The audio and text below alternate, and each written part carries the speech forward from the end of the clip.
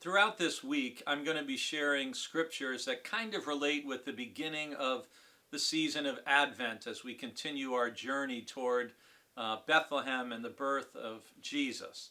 So I'm going to be sharing from both the Old Testament and the New Testament different passages that speak of salvation or preparation or learning or waiting and being ready for the Messiah. So today, I encourage you, if you have a little time, to read Isaiah chapter 43, verses 1 through 21.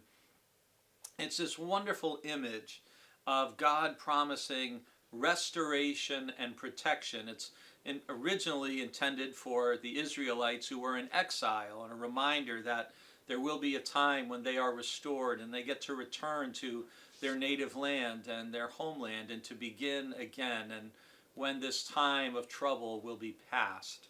And the chapter begins with these words: "But now, thus says the Lord, He who created you, O Jacob, He who formed you, O Israel, do not fear, for I have redeemed you. I have called you by name. You are mine."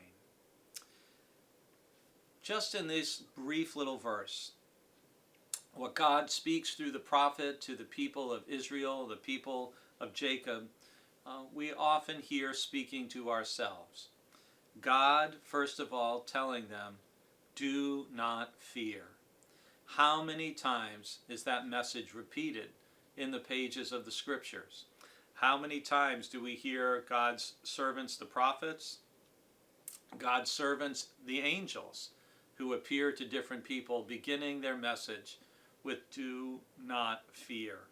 I know I've spoken about this many times as I've done hundreds of these videos, but it's so important to understand God did not give us a spirit of fear, as it says in 2 Timothy 1:7.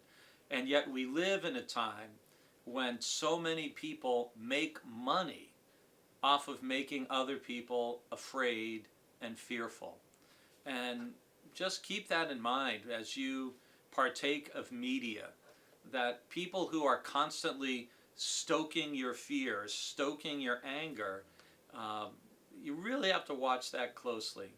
God says, do not fear. Why? Because God has redeemed you. God has redeemed you and called you by name. You are mine.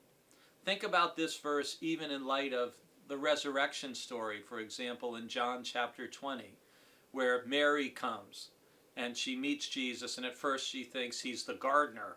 And what does Jesus do? Well, Jesus has redeemed her and all of us through his death and resurrection.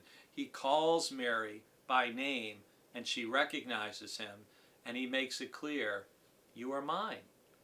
You are in relationship with me.